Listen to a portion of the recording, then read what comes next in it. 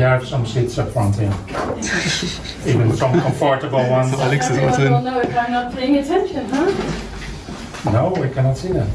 If you face this way.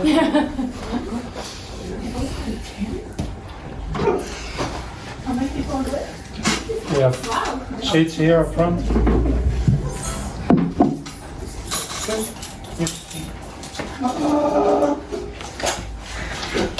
Okay, well, welcome once again everybody. Quite some new people. So, the short introduction about the Marketing and Business Growth meeting. We do this every Wednesday, 5:30. I started this last year. And I think we've had over 25 presentations or so. So most of the Wednesdays you can expect one of the members to do a presentation about one of their skills. So last week we had a presentation about sales. Most of the times it is something marketing related or something more general business related.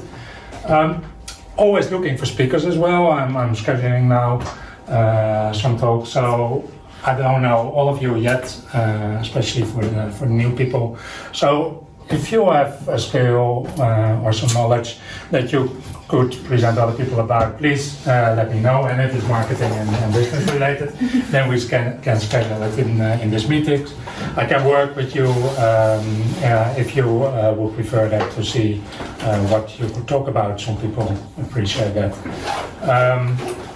If you have other skills, of course, and you want to do a presentation, it's always possible. Just schedule it or talk to Matthias. This is also possible, of course. But for the Wednesdays, we are focusing on marketing and business growth. So for special speaker hats for speakers? Yeah. So the reason why everybody wants to do this, because Matthias made this awesome orange speaker hat, and you will get one. It's rice covered orange. Like this. Limited edition, okay, limited. Very limited. So normally I advertise next week's topic before we start the actual presentation.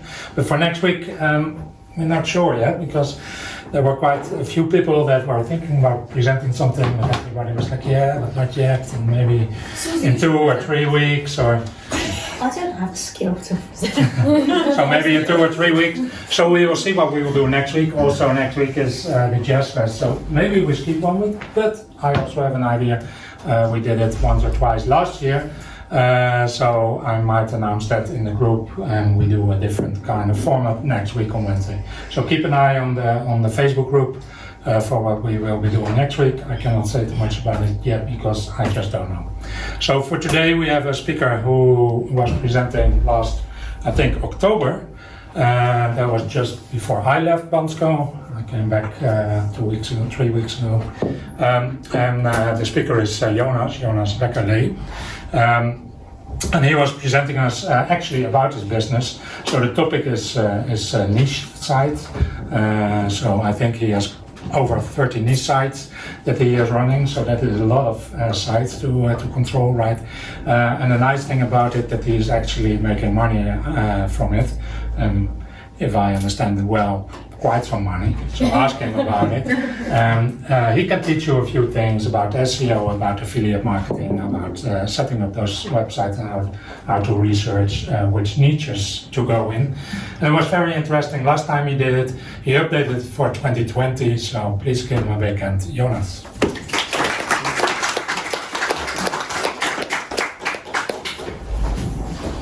Yeah, okay, thanks for the introduction.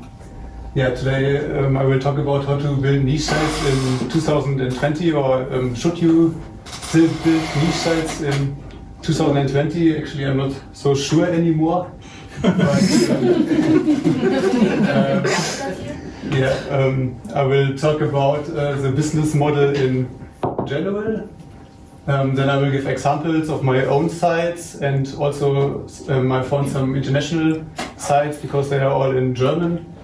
And then I will give some tips for finding good niches, which is probably the most important part of it, and also tips for keyword research, then I will give some general tips for marketing of your site, mostly doing SEO, and then in the end tips for monetization and affiliate marketing, and also how to make your site sustainable and future-proof, so it hopefully also is still successful in maybe 10 years or 20 years.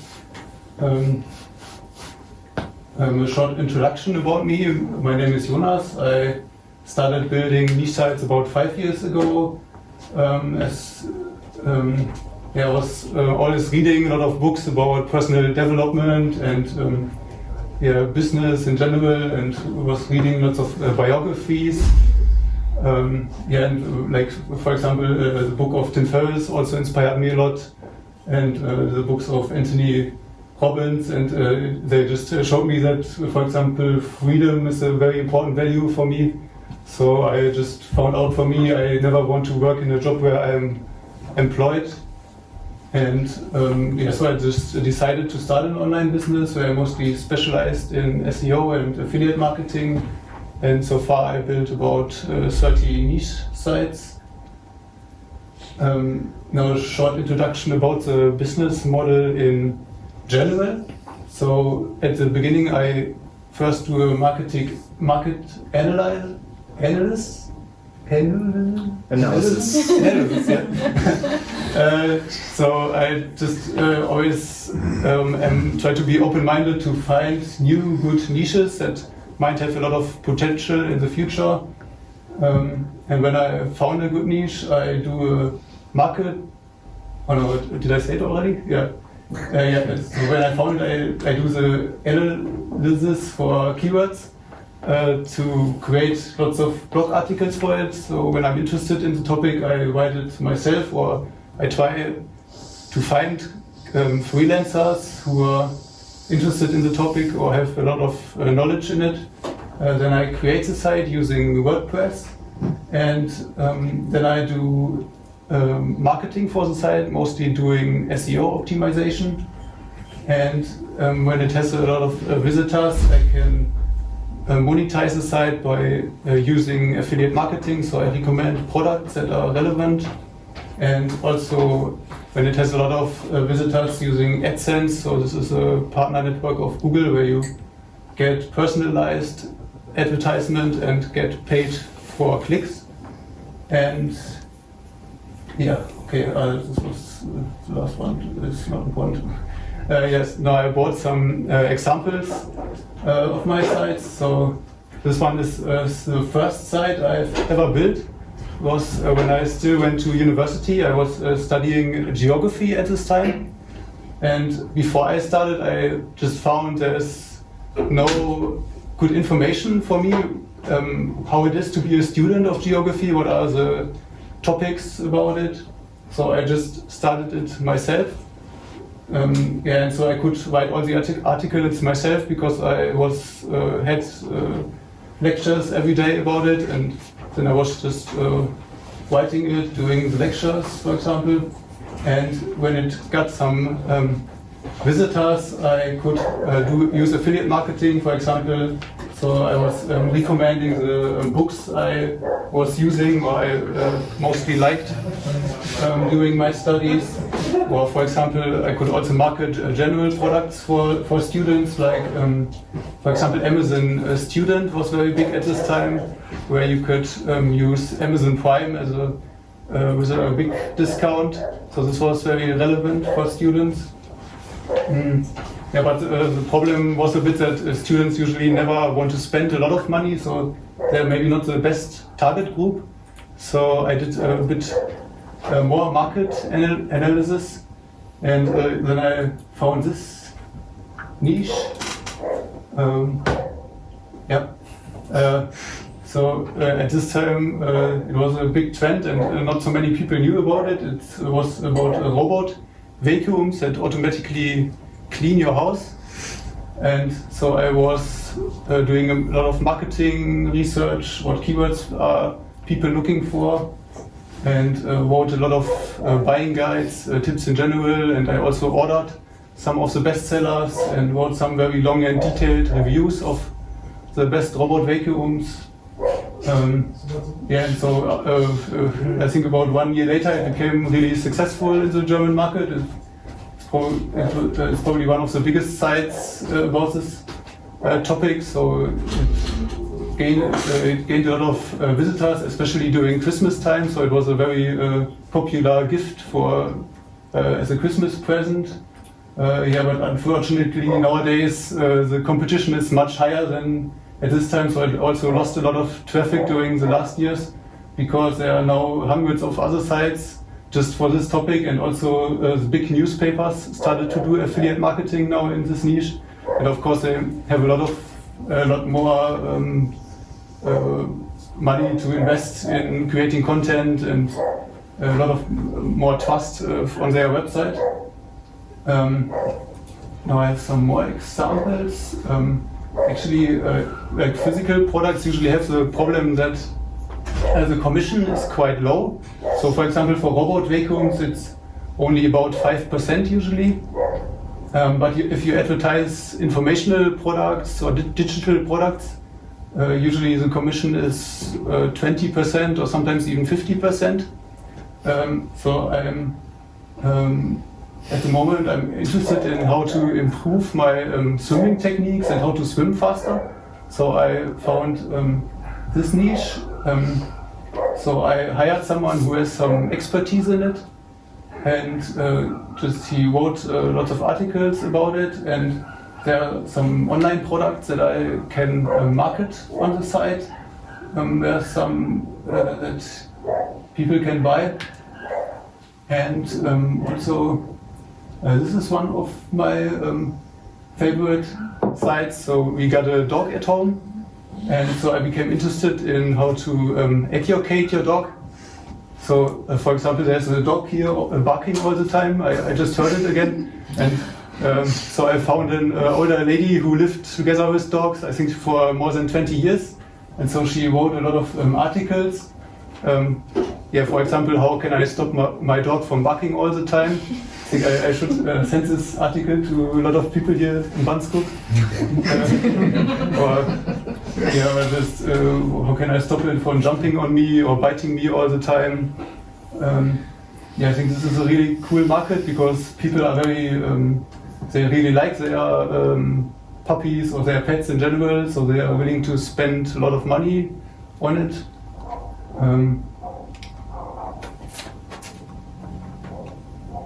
Yeah, and so there are also some really good digital products from dog trainers who have been doing it for a long time. They just recorded their techniques, and also lots of physical products like dog leashes, sunglasses for dogs, or pet meals for dogs. There's so many products. It's really interesting, and a lot of people buy it because they really like their dogs. And also, for example, I could just recommend the best sellers of different kinds of dogs for books that help people. Can I ask you something? Is it from the previous site about swimming? Can you show what kind of products you're selling there? Is that like e-books or courses? It's a digital product, so it's a guy who is teaching it. Was teaching it for a long time. Who's the guy? Sven is his name, German guy. Is it part of Swim Smooth? What's that? Is it part of the brand Swim Smooth? No, I don't think so. No. He's more a private creator. Okay, it's small. Yeah, so this is. Can I ask you something as well? Actually, sorry. How do you find your products that work with the affiliate program, like for your niche? Like, is there some site you can go to, or do you have to contact them directly? You mean digital products or physical? Physical and digital. Yeah, usually just look where you would buy it, or also just look at the big ones first, maybe Amazon, eBay, if you have a physical product, and then you can go more in the niches, or you can also look at your competition, of course, which affiliate programs they use. They have probably tested it. And for digital products in the German market, there's a huge platform. It's called Digistore24. And I think in the English market, most people use ClickBank. Or I'm not sure if there's another one. Yeah, and so this is an example. So this is traffic of my dog site.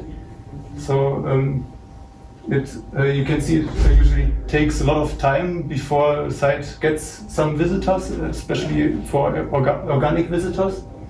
I think I created it about 3 or 4 years ago, and in the first year it did have hardly any visitors, and then it slowly went to about 100 visitors, and yeah, nowadays it's about 900 a day, which is still not so much for a website, but because the traffic is so targeted, it's already enough. Is it saying views there? Is that what clicks mean? Yeah, it's just clicks per day. So I think the best clicks are It's usually clicks from Google to the website. yeah, organic clicks. Yeah. Oh, I see. Yeah, and slides. Yeah, and as all my sites are in German, I wanted to also give some international examples. So, for example, this one, I can show it on the screen. It's called the hopsgeek.com. It's from a guy I met in Gran Canaria in Las Palmas. He's very passionate about basketball. And so he created a really cool site about it, where he makes, for example, reviews for basketball shoes, where he can use affiliate marketing. And he also promotes digital products. For example, he was making a review for a product where he can learn how to dunk, where he also made a YouTube video where he shows his progress, which became really successful. And then he just links from his website and from his also from his YouTube. He just links to the online product. And yes, I think it's a really cool product. I'm not so into basketball, so I'm not sure. It's probably a very famous basketball guy. And then he's just promoting this product, which looks quite cool. Yeah, and some more examples. Those two are from also from some very famous English online marketers. Dirtbikeplanet.com. It's just from one guy who's I think he's also using them for his children, and he wrote all the content himself, and just what he is just interested in the moment. And also foodtrucker.com is a site by Pat Flynn. Some probably know him. He's really famous in the English market. He has a really good podcast, and he just shows people how to start their own food truck business. And what's special about it that he's not only giving a lot of valuable information and doing affiliate marketing, but he also markets his own products. So, for example, he hired someone to write an ebook about it that he's promoting. And one really interesting site for AdSense, I think, is it's very international. I think it's in 10 different languages. It's called Flugradar. So it was first just in German, but it's a very simple site. So he just included a map about where you can see which planes are in the world at the moment, and then just a short explanation how you can find the plane what your friends are using at the moment, for example. And then he's just using AdSense, so he's using the personalized data. So I'm not sure what this one is, why it's personalized. This one, yeah, maybe it's not so personalized. Maybe you have to accept first, and then it's more personalized. Because no, it's not. It's just. Oh no, it's not personalized. Yeah. Okay. Yeah. So this was just some examples to give you an idea of how many possibilities you have to just create niche sites of so many different topics. I think it's really interesting, and some of the advantages why I really like this business model. Of course, the most important thing is you are completely time and location independent. So I always like to travel a lot, and it doesn't really matter where I live, as long as I have a good internet connection. And also I'm time independent, so when I want to go to a cool event or meet up with some friends, it doesn't matter if it's Monday morning. I can just then change my working time into Sunday or to the evening. And what's also a big advantage is that you don't have to invest a lot of money when you're starting. So when I started, I was still going to university, so I didn't have any money saved. So I just took maybe 10 euros and made a website. So I just invested 10 euros for hosting and created all the content myself. And in general, I think it's a really good possibility to learn online marketing in general, because you are really forced to try different techniques, and you see if they actually become successful, or also which techniques are not successful. So it's much better than, for example, learning marketing at a university, where you usually just learn outdated techniques that don't work in reality. And you also, it never gets boring, and you always have new challenges, because, for example, the algorithm of Google is changing all the time, so you always have to adjust your sites so they still stay successful, and your site might get hacked, and you have to find out how to stop it. Yeah, you just have always your brain always has to find some new creative ideas how to solve some problems. I think that's really cool. And what I also like is that your income is not limited. So if you really work hard or have good techniques or are really productive, you can earn much more money than you would earn in a normal job. And also it gets kind of passive after some time, which is also a big disadvantage, which I will talk about later. For example, when I went to the Nomad Fest 1 month ago, I just didn't work for 1 week at all, and it was still, I got my paycheck at the end of the month. It was actually even much higher than usually, because of the virus. People were buying online much more than usually. Yeah, but of course there's also a big disadvantage. And I think there are also lots of people who fall in the trap that after when their sites get successful after some years, they just don't work so hard anymore. And yeah, then of course the income is also gone very fast when the next Google update comes, for example. And yeah, also a big disadvantage is that actually most people who started, I think they give up after some months when they notice how much work it actually is, and you just can never be sure if a site can be successful, so you have to invest so many hours in it, and you just don't have any guarantee, so you really have to enjoy just building websites and creating content. So if you just do it for money, you will probably not be successful. And another big disadvantage is that you are dependent mostly on Google. At least a lot of sites are dependent on Google, so Google always changes the algorithm, and maybe they will decide they don't want any small sites anymore and just big newspapers maybe, and then all your visitors are gone from one day to the next day.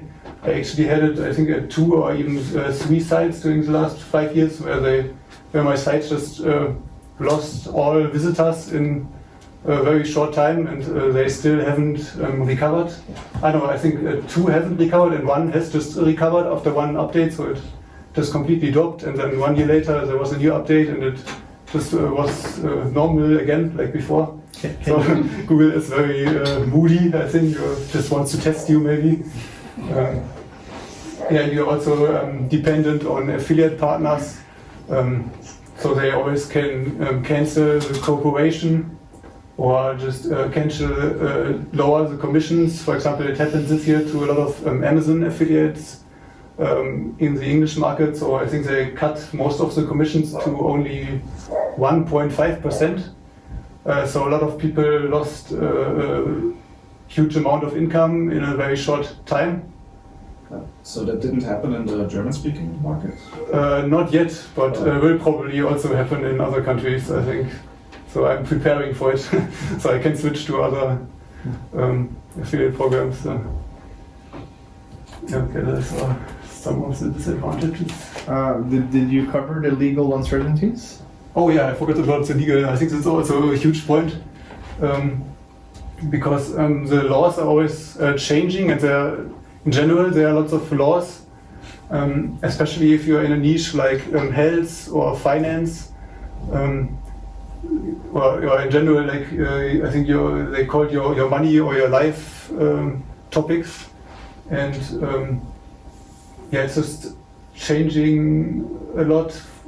For example, when the GDPR came, you had to spend a lot of time to learn about those new laws, and I spent a few weeks, I think, to change all my websites, and it's very frustrating when you know you could also be creating content at the same time and improve your sites. And for example, if you're doing something with food, I think there's a health claims. I'm not sure if it's in every country, but for example, you're not allowed to say tomatoes are healthy when you're also promoting something on it. So it's a bit strange sometimes. And otherwise, you can get sued very fast by competitors. Now I have some tools. I think I will drink something first. Or does anyone have a question? I have lots of questions. Maybe you choose one where you think most people are interested in. I think they're interested in all my questions. But I was gonna let you finish. Okay. Okay. So now I listed the most important tools I'm using to create my sites and to find niches and keywords. So to create the sites, I only use WordPress.org. It's the most famous content management system in the world and most used. It has a lot of advantages. It's very good optimized for SEO and very simple to use. The only problem is it often has security issues. For the keyword analysis, I mostly use ahrefs.com. It's a really good SEO tool, especially if you do affiliate marketing and also Google Trends. I wanted to analyze some good niche, so I wanted to, because I got interested in yoga swings, because I was doing aerial yoga and I think it's a really good niche. So you could create maybe a niche site about aerial yoga, and there are lots of products you need. So then you can just go to Keyword Explorer. Thanks for the tip. Maybe choose US. So it's English, and then so this is how I do usually the keyword research. I did it for this one a little bit. So you just type in maybe one of the main keywords, and then it shows you how many people on Google search for it. So here you can see it's about 5,000 people look for it every month. What's really useful is that it directly shows you a lot of useful data, like common questions people ask. So, for example, a lot of people ask for how to hang a yoga swing. It's actually not so easy, I think. You just if you create a niche site, you want to find long tail keywords that don't have such a high competition. So you will probably never rank just for yoga swing, because there are usually big authority sites that are ranking for it. But if you have some long tail keywords, you can usually rank for it. And what's also important is that you should try to find at least some commercial keywords, so you know people actually have a buying intention. So you can also earn some money by using affiliate marketing.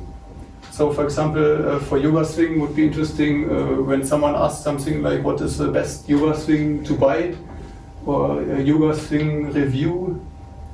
For example, here, best yoga swing, can you see it, would be an interesting topic. And then you can just analyze the competition by just clicking here.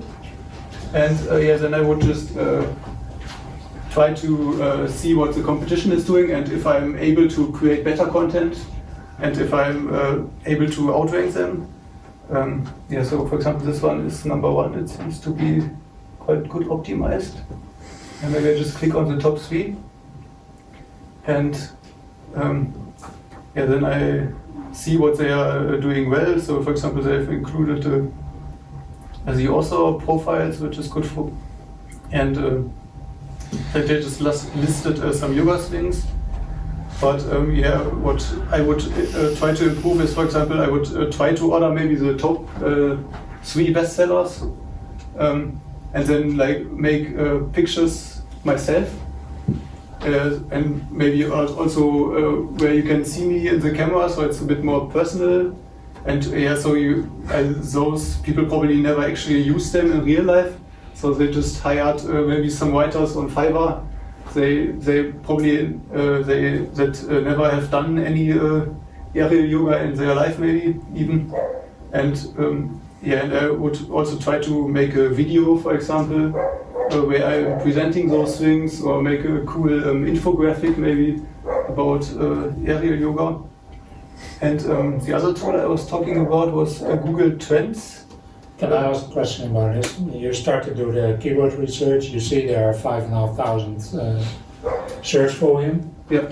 So how do you know if that's enough for your niche? I mean, to me, 5,500, I think worldwide, 5,500 people looking for it.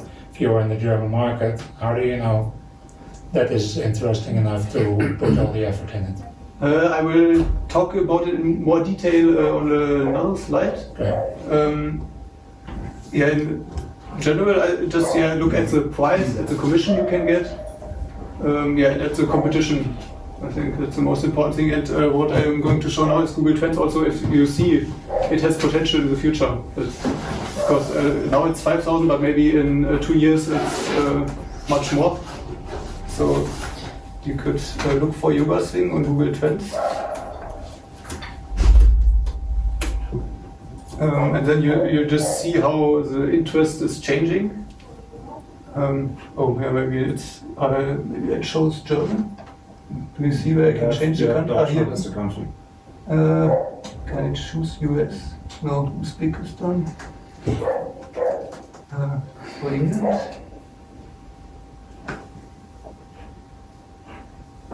But I'm pretty sure it's going up because yoga in general is a huge trend worldwide, and yeah, I'm sure it will grow a lot in the future. You have to write it on German, I think. But I mean, wouldn't the German market be similar to the world trend? Yeah, but it's quite small, I think, compared to it. So you cannot.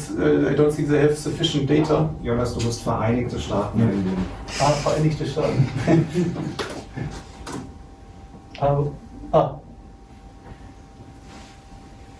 Yeah, you can see it. Yeah, so now you can see the trend is kind of going up. I'm not so sure if it actually, but it looks a bit like it's going up. And yeah, it also gives you some more data, like more keywords, the aerial yoga thing, for example.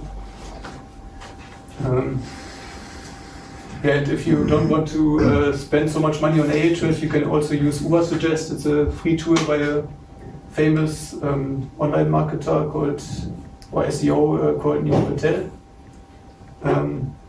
Yeah, to find writers, most people in the English market use Upwork.com. And also textbroker.com is also good for the German market, and I think also for English.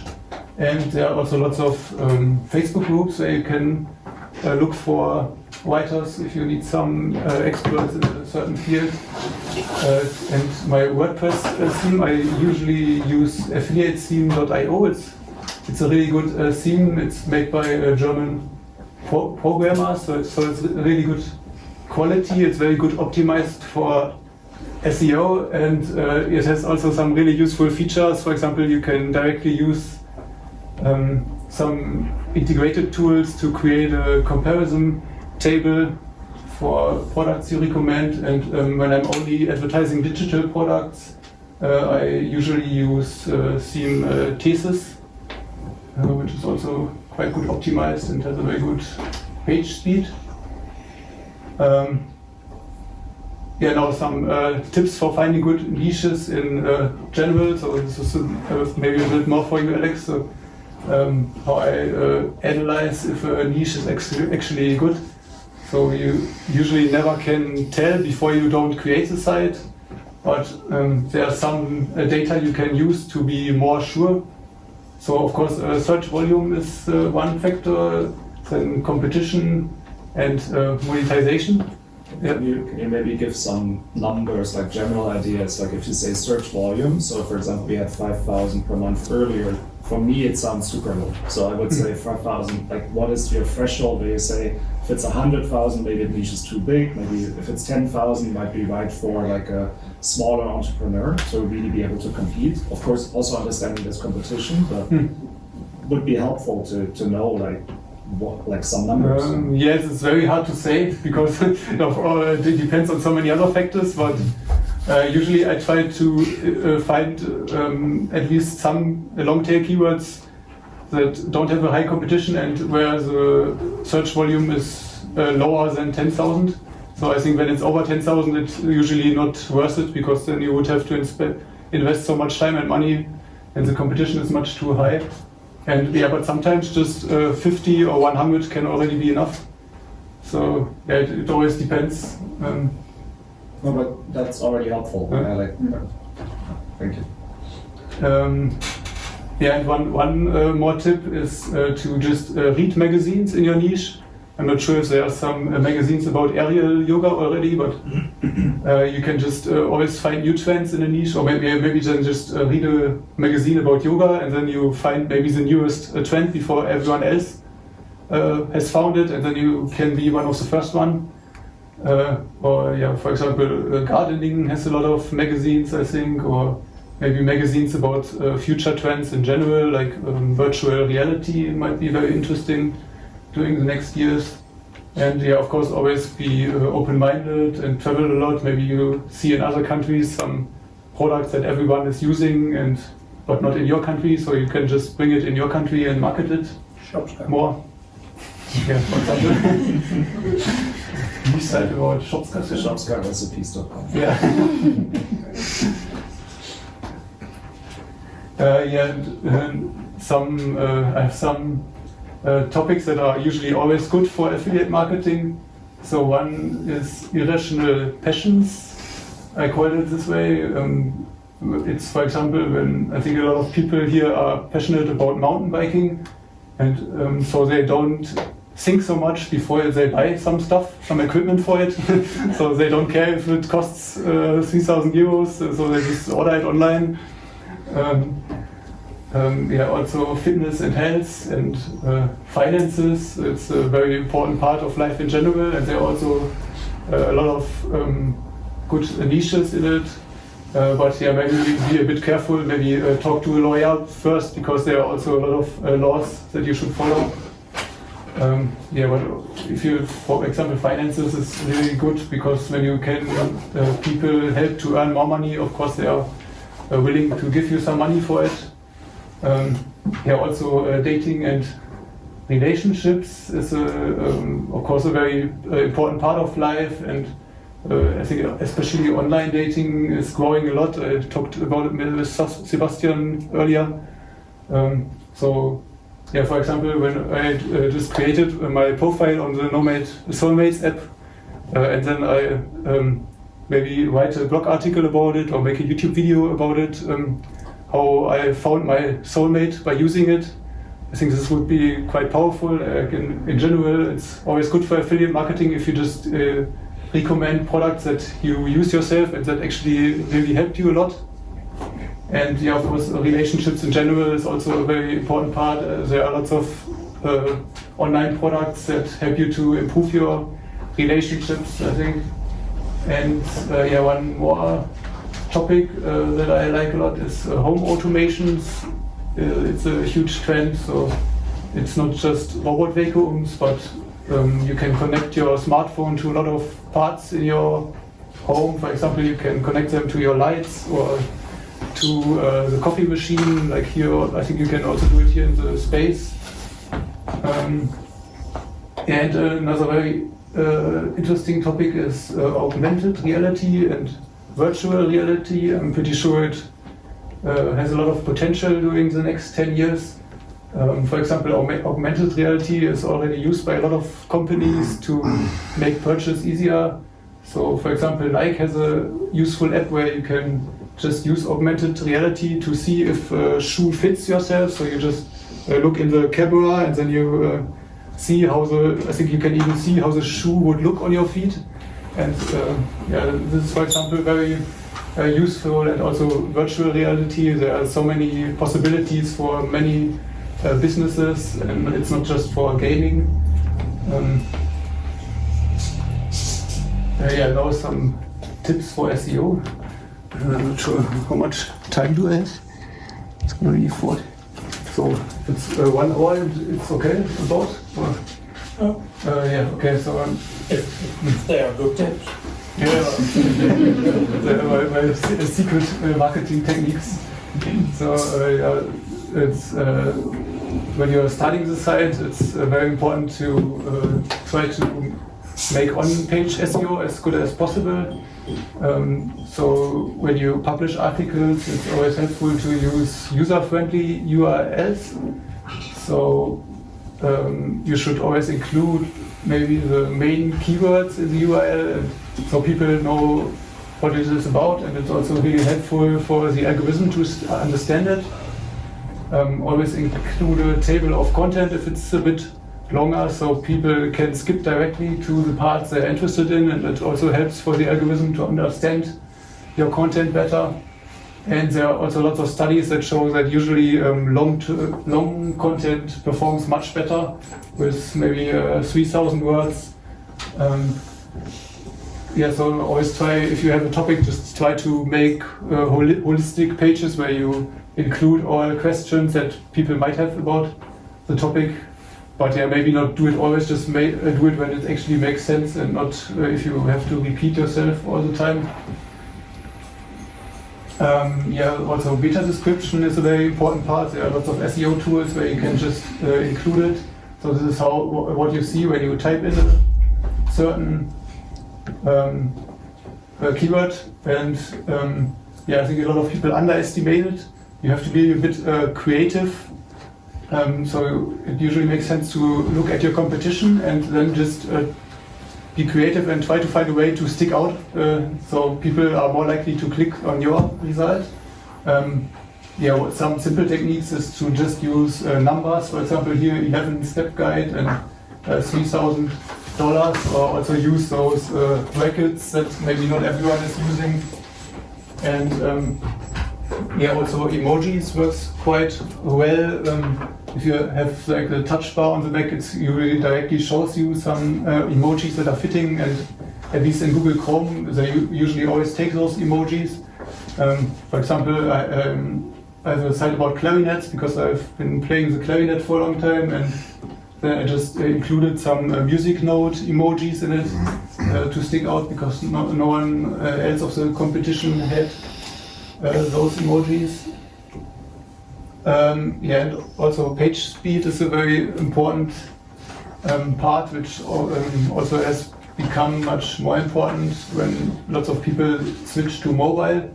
There are some tools like PageSpeed Insights by Google to analyze your site, and Pingdom tools, it's a bit better because it also gives you more detailed information about it, and you can also see in which regions your sites perform. And in general, I usually use the plugin WP Rocket, which is really helpful. And also I switched all my sites to my own private server this year, which also helps, so you don't share your hosting with other sites. So this can also slow your sites down, and I think it made my site quite fast. Another thing that got more important during the last 2 years is to use structured data. So for example, you can use an SEO tool to include questions that people might be interested in, and if you're lucky, Google just includes them, and so you take much more space in the search results, and so people are more likely to click at your results and also more likely to stay on Google, which is good for Google but bad for you probably. And also you can, for example, give people the opportunity to rate your articles. Usually Google also shows those star ratings. It depends a bit on the niche. And it also can higher the chance of people clicking on it. If you want to include it, usually a KK star rating is a good plugin for it. Some more tips. Always use interlinking. So when you have other blog articles that are relevant to the articles you publish, always link to them. You can also use keywords, but maybe not always the same keywords. And also always use external links so people can see which resources you have used. Maybe not link directly to your competition, but maybe to big newspapers or maybe even some scientific articles. And of course, it always helps to use media, so a lot of people are too lazy to just read a very long blog post with 5,000 words or so. So you can create videos, or usually you can also embed videos from YouTube if the creator allows it. Use pictures. There are also lots of data banks if you cannot do the picture yourself. And you can also create graphics. For example, Canva.com is really good for creating infographics. And also EAT is an important part for on-page SEO. It stands for expertise, authority and trust. So you just have to make your visitors clear why you are actually an expert for your site, or who is behind the site, so they trust the site. So for example, you could create a long About Us page and tell them what is your mission, maybe include some pictures of you and why you have some expertise. Or for example, if you're in a health niche, it would be perfect if you can find a doctor maybe even who can write some content for you. And there's much more. I have a long article on my blog with 21 tips for end-page SEO.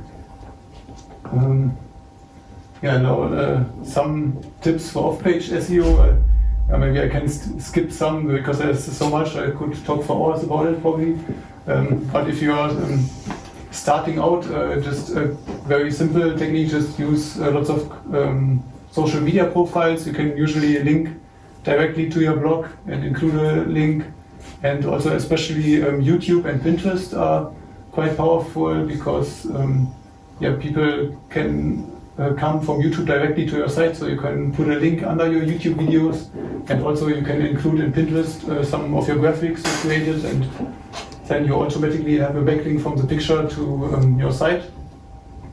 In general, you should always try to find links that are relevant to your topic, so there should be at least a little bit of a connection. And of course, those sites also should have actually traffic and visitors, so it shouldn't be a dead site.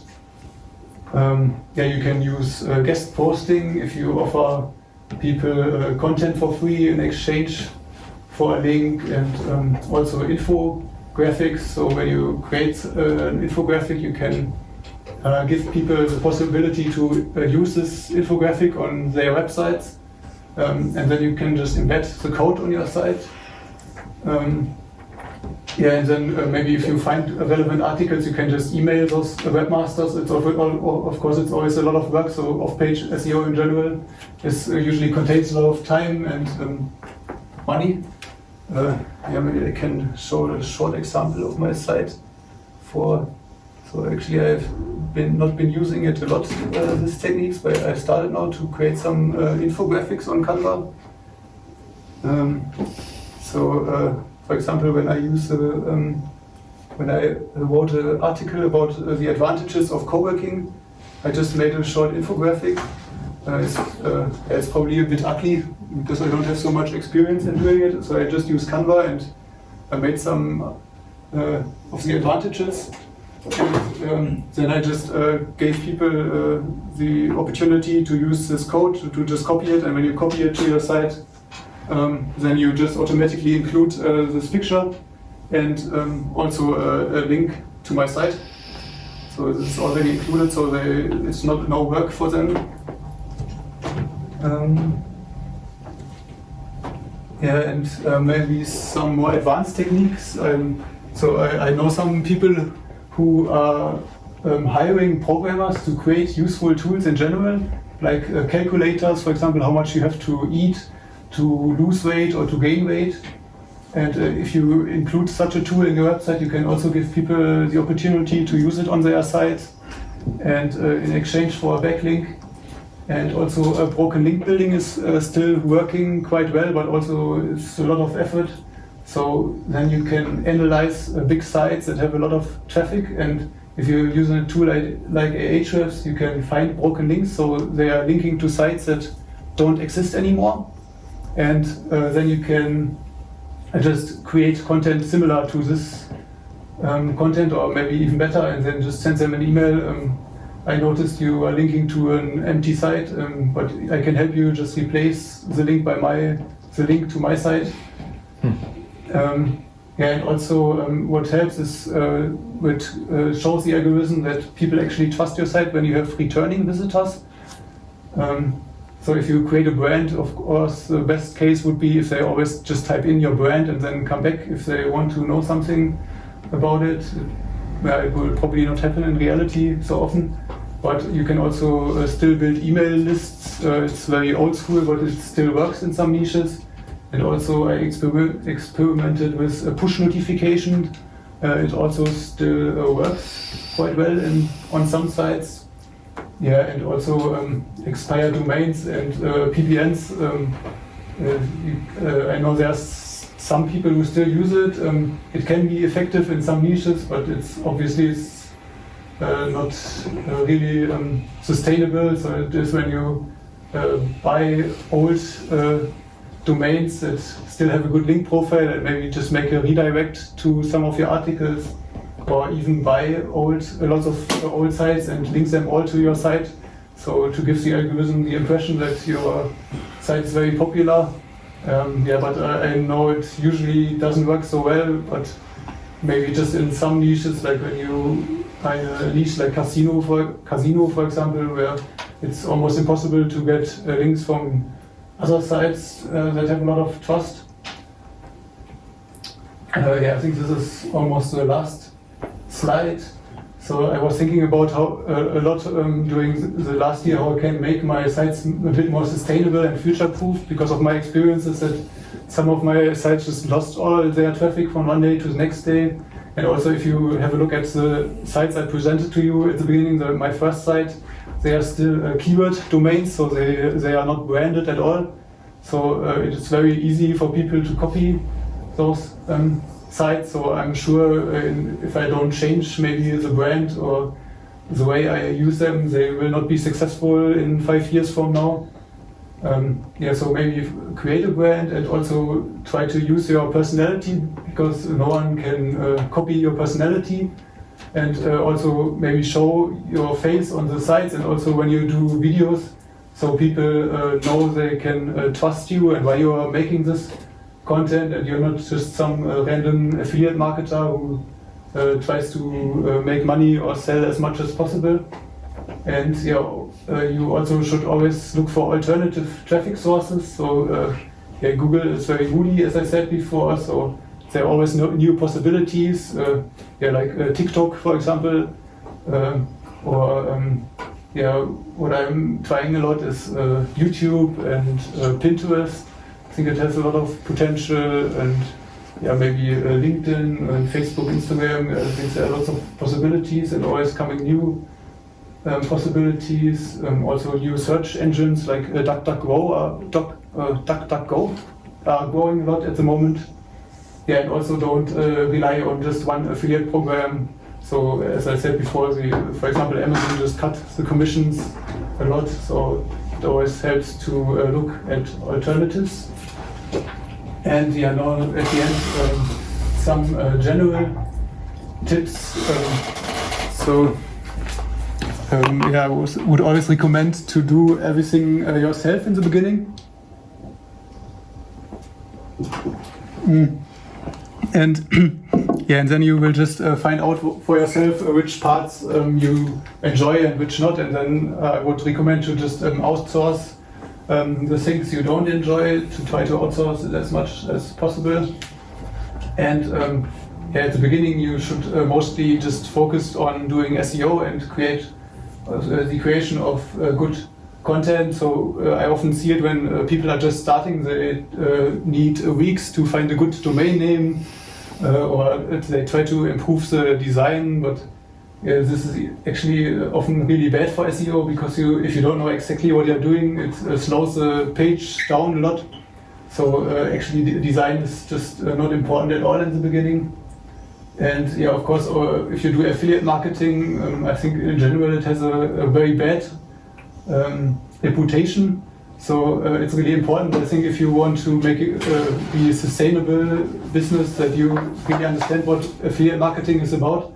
So you only recommend products that you would buy yourself and that are actually good. And so your task should always be to help people with their products.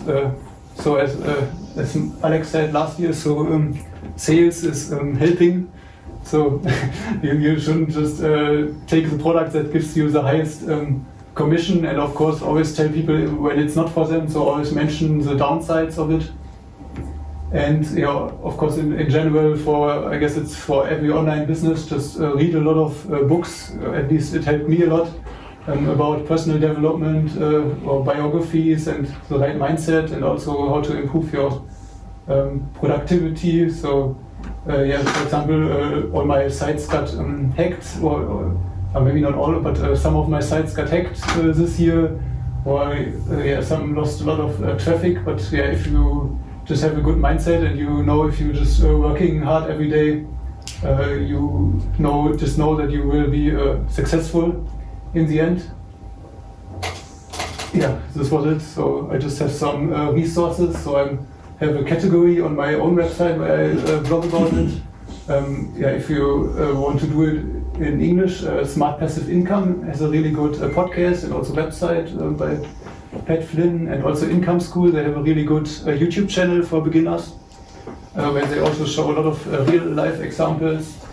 And yeah, for off-page SEO, Backlico.com and Neil Patel are probably the best blogs in the world you can find, especially Neil Patel. I think he's the most famous SEO. And if you want to do it a bit more advanced, Authority Hacker is really good. They have a podcast where they also create bigger sites. They call it authority sites. And they also have a really good online course. It's quite expensive, I thought, so it was about $2,000 when I bought it, but I think it's a really good investment if you just want to bring your sites to the next level. And I also learned a lot from Matt Diggity. He's a very famous SEO. He lives in Chiang Mai, and I also saw a really good talk about him where he describes how he's buying sites and selling them for 10 times the price. So he has also a lot of experience, and I think he has has a blog and also a YouTube channel where he's giving away a lot of information for free. Yeah. Questions? Okay.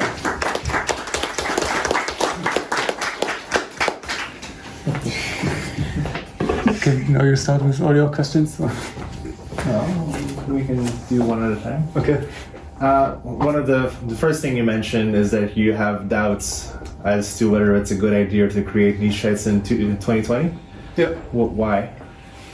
Yeah, because of the things I mentioned. So it's very risky. The competition is getting harder all the time, and there are lots of big newspapers that are willing to invest a lot of money. So yeah, I'm sure those keyword domains I was using in the beginning, it's not so successful anymore.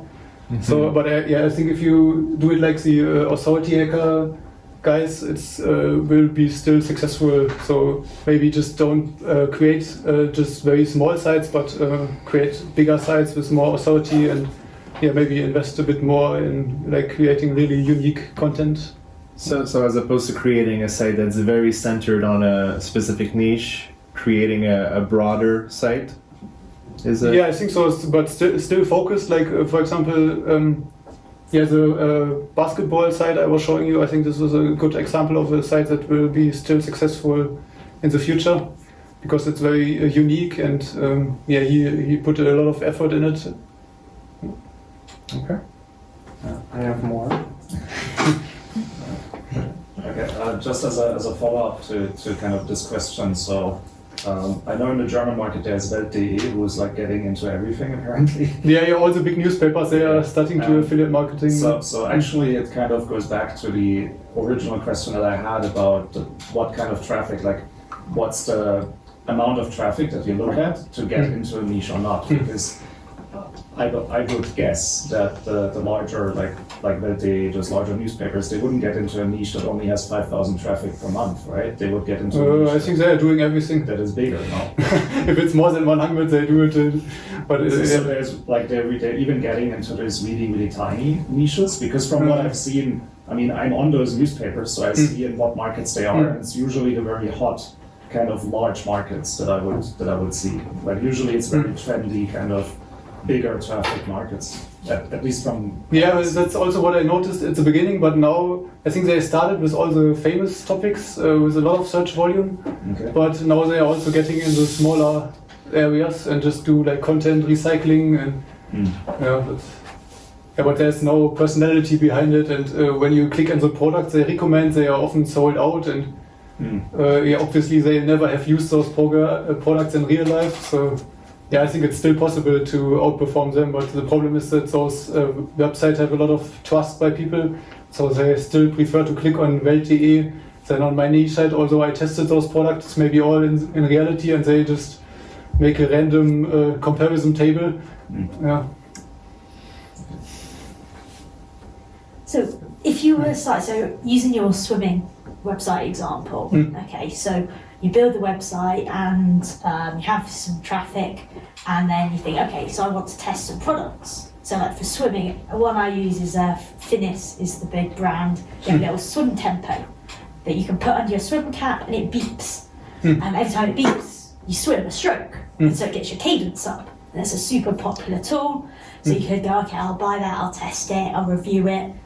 And then what do you do? Who do you contact at Finis? Like, what's the process? And like, how many people would you say you'd need on your site to convince them to be affiliate marketing with you, for example?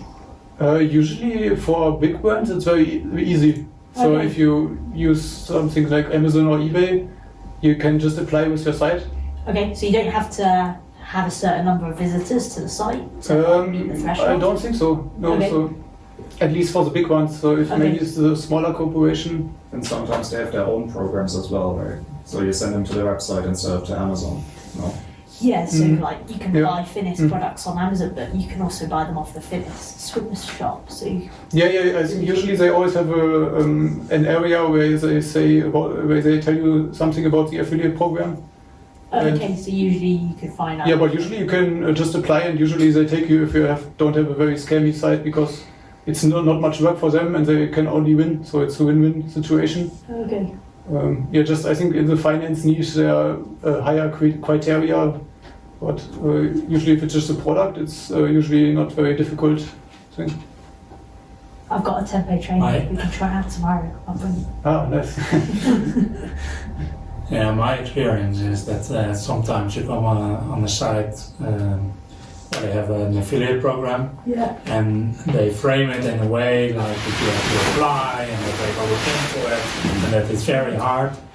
So in the beginning I was also thinking like, okay, you have to fill all these things in and let's see.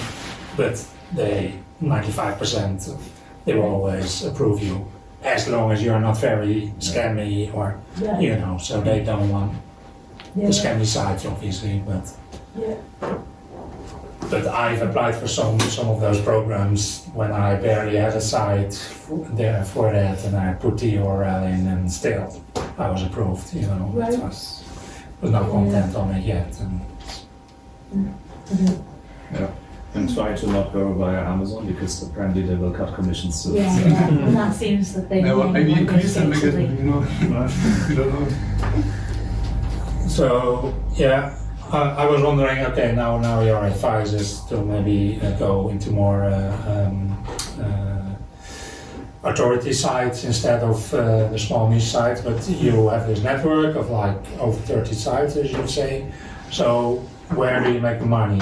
And is it could you live from the money of one or two of these sites, or is it all a little amount that you make, and you make your money just because you have such a big amount of niches? Yeah, it depends a bit on the time of the year. So, for example, as I said, the robot vacuums, they are really good at during Christmas, but nothing in summer. But for example, if I have some gardening sites, they are really good in the summer, but they don't hardly sell anything in winter. Yeah, but now as I put so much effort in doing the last 5 years, I can still make a very good living of it. So I usually never spend more than 1,000 euros a month, and yeah, I still make a really good income, I think, compared to a normal job at least. So Sure. So with those examples that you give, those would be good enough for you to have an income. yeah, maybe in some months, yeah. But yeah, I think I have some, yeah, maybe 5 that usually make more than 1,000 euros a month, usually for every month. So they are all a bit seasonal, but yeah, usually it's still a really good income. But yeah, of course, I had to put in the work before. So in the first years, it was much lower than in a normal job, and now it's much higher. Yeah, and hopefully it will stay much higher. So I can retire at 30, hopefully.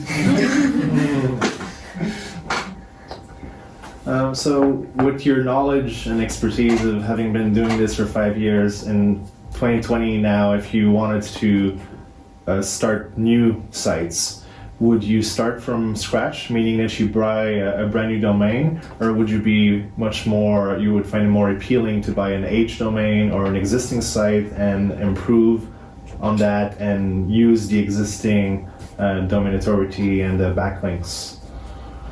Yeah, I was looking at a lot of. I see your shirt. Here at Empire Flippers, and also there are lots of Facebook groups in the German market where people sell it. So I'm always analyzing them, and yeah, I'm trying to buy at least one bigger site that I really like.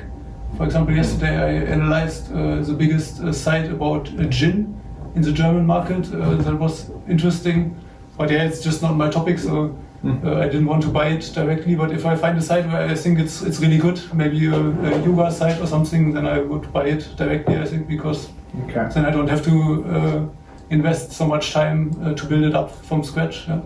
Are you still starting new sites nowadays? I think the last site I built when I was here in Bansko last year, and then I just didn't have so much time anymore because I traveled. And, so maybe this winter I started some new sites. All right. Let's say you want to start a new site and you wanted to have it in multiple languages. Would you advise about having a multilingual single site, or would you advise that it's better to have 2 separate domains in 2 different languages? Or does it make a difference? Maybe it depends on the name. But I've never done an international site, so I cannot really tell from experience. Mm-hmm. But for example, the flight site, it was in 10 different languages, and I think it always had the German domain name. Yeah. And if you looked at the traffic, I think it was still really successful. So it might work to just use the same site as it has some trust. Right. You have 30 sites that are all German. why haven't you been tempted to add English to some of them, to translate it? It seems like translating content that you created, that you own, is easier than creating new original content. I don't think so, because the English market, the competition is much higher, and I think the German market is the best market, just because I know the language much better, and I know all the keywords people are searching for. So I think you need a lot of time to get a feeling for what people are actually searching for. So I think if English is not your mother tongue, it's usually not so easy. But for example, your vacuum site, you have some authority and backlinks for selling these robot vacuums. If you were to add another language, maybe not English, maybe Swedish, wouldn't you greatly benefit from your backlinks and your authority for this new Swedish content? Yeah, maybe a little bit. I've never tried it, so I don't really know. But no.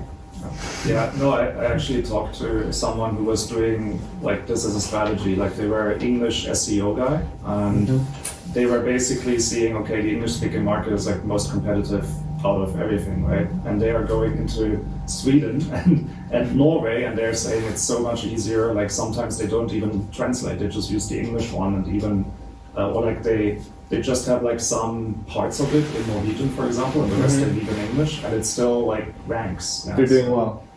They told me that like that's one of the easiest way for them to grow at the moment. So they're coming from the American market, so obviously, I mean, it's much smaller, but there's basically no one doing, or not many people doing SEO in Norwegian, right? So yeah. I think Germany is already like a little bit bigger, obviously. You already have a developed system there, but especially the smaller markets like Danish, I don't know, Slovenian, Slovakian, like smaller languages. It reminds me, I actually met a... And it's obviously it's better if it has like high income, yeah, so. I met a guy last winter in Thailand. He is also building those sites, and he has an Indonesian wife. So he went into the market of Indonesia, and he said it's so easy because there's no competition at all. So yeah, maybe if you know someone who knows Indonesia. Interesting. So it's such a huge country, you would expect a lot of competition. So Jonas, if let's imagine you were building a brand new site and you're very passionate about the content and you know your keywords very well, and let's say English or German, whichever one you're comfortable speaking about, how long would you say from the moment you launch the domain and all the content to the moment the site gets enough traffic with all your knowledge? Would you say a month? Would you say a year? For it to start making some income and like AdSense to be accepted and all the other things. Yeah, it's of course it always depends how high the competition is and how much, how many backlinks you get. But yeah, I think at least 3 months, but usually 6 months, or usually between 6 months and 1 year. Yeah, but usually they make some income before, because I usually also start marketing on YouTube a lot. So, for example, when I have products, I try to order some of the products and make some video reviews of it. Yeah. So you have 30 products, and you mentioned how useful or important it is to have social media accounts for a lot of your brands, and you have a lot of brands. Does that mean that you have, many Instagram, YouTube accounts, Facebook accounts representing each of your brands? A lot, yeah, for every site. And do you run into a problem? Because when you try to create, say, multiple accounts on these platforms, they require sometimes a phone number, or they require some way of identifying yourself that makes it difficult to create multiple accounts? No, usually it's no problem. They just know for example, when I click on YouTube, it just shows all my 30 YouTube channels. Or on Facebook, it's also no problem. Okay, so you have multiple channels under one account, and you have multiple Facebook pages all linked to one master account. Yeah. And you don't find that risky, that they're all at risk if one of them was to be faulty, or? But why? Why should Facebook have a problem? I'm not posting anything illegal or something, so Okay. I think you just have to make sure on Facebook that you post maybe at least every 6 months. Otherwise, they cancel your account again. Are all your sites being run under the same company? Yeah, or my German company. Yeah. Okay. Well, I have a question. How much work are you investing on keeping the sites up to date? For example, the vacuum bots, they change every year. There's a new generation coming out. Do you invest a lot of time in, writing articles about those new products, or is it more like a one-time work you put into the site and then try to leave a big part of it as it is? Usually you should always update it. For example, for the robot vacuum site, I also have one here in Vansko that I'm testing at the moment. And I try to get at least a few of the new robot vacuums every year and make a review for it. So I think it's important for the algorithm. So if you don't update your site for 1 year or so, it will. I think it will lose a lot of traffic very fast. But maybe if I don't like a niche anymore, or I'm not interested in it more, I maybe just don't touch it anymore and just keep it like that. It always depends how I feel a bit. Do you have like a clear schedule for that? That you say, okay, like for example, my main sites, you mentioned like 5 of them basically are the main income drivers, right? So those 5, you say, I need to update them like once a month or once every 3 months or something like that. And the smaller ones, I need to update once every year or once every 6 months, you know? No, it's more just I wake up in the morning and I just do what I feel like.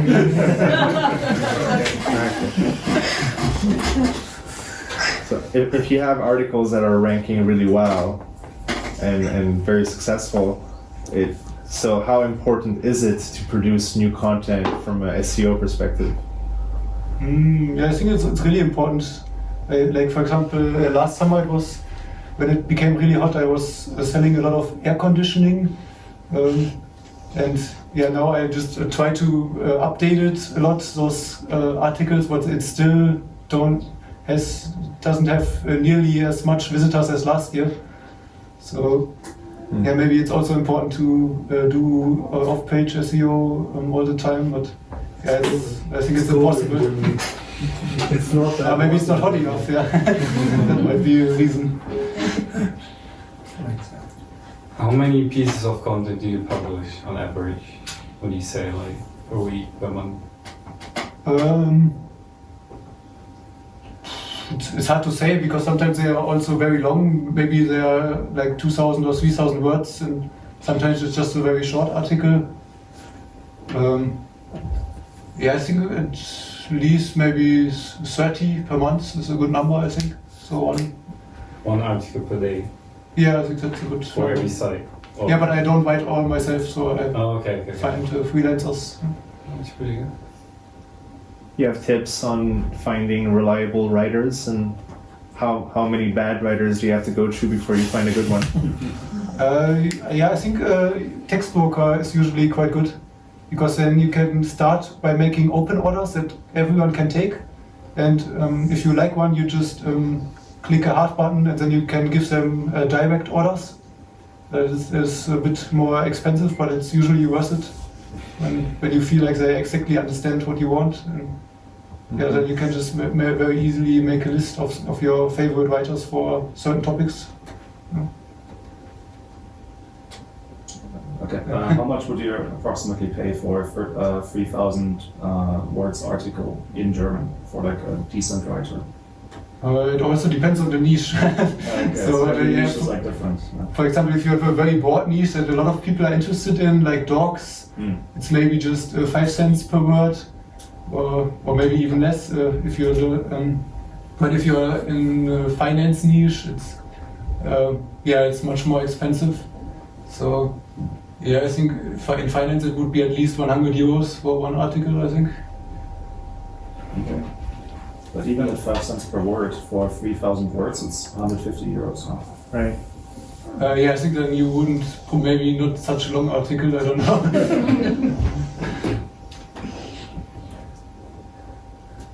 I know there's a lot of writers on Upwork that actually have an hourly rate.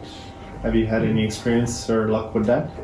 No, I just was listening to the Authority Hacker podcast and they said they tried it, but it wasn't really successful for them. So I think it's very hard to measure it. So maybe some people need 1 day to write 2 sentences or something. It's not so easy, you know, but yeah, maybe from the texter perspective it would be actually better. So they can actually be creative and don't feel like a machine who has to write as many words as possible. Right. Last question. Do you wait until you've reached a certain amount of traffic before you start monetizing, or do you monetize from the beginning? No, usually just directly from the beginning. Because I think the best way is always when your affiliate links or the products you recommend are like a part of your content, so they actually give people value. So if you don't have affiliate links included, it feels like there's a part missing that would help as a reader. Right. The best kind of affiliate marketing. Yep. We'll stay here forever. Have you ever done it the other way around? Like you've had a product that you've then gone to other sites to try and... No, I have never had a own product. You've never done it that I way? actually wrote an ebook, but I didn't publish it yet. Okay. Maybe you try. Okay. Well, I hope that most answers are being questioned. But Jonas are being answered, but Jonas will stay a bit longer in Vansco, so you can always talk with him in private. So the moment is there that you should take off your cap and stand up. Because, as we said, when you do a presentation, so you have to take, nice. So when you do a presentation, you get the original co-working cap, but when you do the second presentation, you get the original co-working winter hat. Yeah. Thank you. I think maybe he prefers the cap though. Yeah, We already asked one. Yeah, but I left it at home actually. Maybe I can show. Okay, I think it was awesome. You get both. Okay, so far for today, I think some of us will meet in Leonardo's right tonight. For next week, you will find about the topic in the Facebook group. Also, for those of you who didn't see it yet, Saturday the Jazz Fest is starting, and I organized a little thingy jazz feast, of food, drinks, and a bit of music. So if you want to take part in that, sign up today, because tomorrow I'm going to communicate the final number of participants. Of course, if you already signed up, please check if you are not going to the survival event that's happening this weekend, so that we don't have double sign-ups, because for both events we need to know how many people are attending. So if you want to come to the Jazz Feast, please let us know today. So that's it. Thank you.